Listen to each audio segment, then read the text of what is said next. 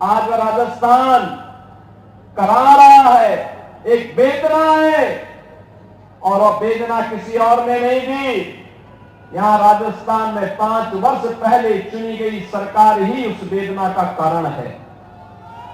भाइयों बहनों, जहां जा रहे हैं, एक तरफ राजस्थान के अंदर अव्यवस्था, अराजकता, गुंडागर्दी, कर्फ्यू, दंगे, और दूसरी ओर अगर हम भारत का देखते हैं, पूरे देश के अंदर देखते हैं, प्रधानमंत्री मोदी जी के नेतृत्व में एक नए भारत का दर्शन होता है। वैश्विक मंच पर जब मोदी जी जाते हैं, भाइयों बहनों, हम सब इस बात को देखते हैं, वह देश, उस देश के राष्ट्र प्रमुख पलक पावड़े बिछा करके प्रधानमंत्री मोदी जी का स्वागत करते हैं, उनका अभिनंदन करते हैं।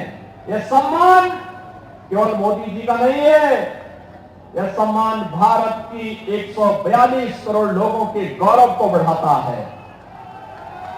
भाइयों बहनों, देश की सीमाएं सुरक्षित हुई है, पूरी तरह भारत अपने आप को सुरक्षित महसूस कर सकता है। भाइयों बहनों, ये नया भारत है। 2014 के पहले जो घुसपैठ होती थी, जो आतंकी वारदात होती थी, ये पूरी तरह बंद हुआ है। 2014 के बाद आप देख रहे होंगे, ये नया भारत किसी को छेड़ता नहीं है, लेकिन अगर कोई छेड़ी देता है तो उसको छोड़ता भी नहीं है। ये नया भारत है, और इस नए भारत को हम सब महसूस कर रहे हैं। भाइयों बहनों, कांग्रेस ने समस्या दी, मोदी जी के नेतृत्व में नए भारत ने समाधान दिया। आतंकवाद की समस्या कांग्रेस की देन, लेकिन धारा 370 समाप्त करके उसका समाधान मोदी जी के द्वारा दिया गया। भाइयों बहनों, देश के अंदर नक्सलवाद कांग्रेस की देन, लेकिन नक्सलवाद की समस्या का समाधान गरीब कल्याणकारी योजनाओं के माध्यम से मोदी जी ने उसका समाधान दिया। कांग्रेस ने अलगाववाद दिया, मोदी जी ने कनेक्टिविटी के माध्यम से उसका समाधान दिया। कांग्रेस ने देश के अंदर गरीबी दी, अव्यवस्था दी, अविश्वास दिया। मोदी जी ने देश के अंदर सभी लोगों को समान सुविधा का अधिकार देकर के हर व्यक्ति के सम्मान की रक्षा की। तुष्टीकरण के नाम पर कांग्रेस ने जिस प्रकार की व्यवस्था फैलाई थी, हमें आश्चर्य होता है। 2014 के पहले कांग्रेस की सरकारें एक ही बात तो करती थी, एक ही बात कहती थी कि देश के संसाधनों पर पहला अधिकार मुसलमानों का।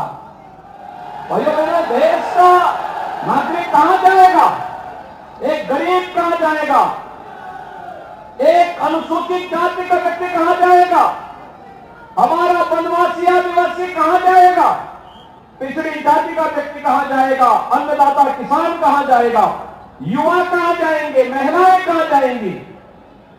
और भाइयों बहनों, एक तरफ अभी आपने देखा होगा मातृशक्ति वंदन अधिनियम के माध्यम से आदि आबादी को सम्मान देने का काम, दूसरी ओर 3 तलाक पर हमेशा के लिए ताला लगाने का काम भी ये प्रधानमंत्री मोदी जी के नेतृत्व में हुआ।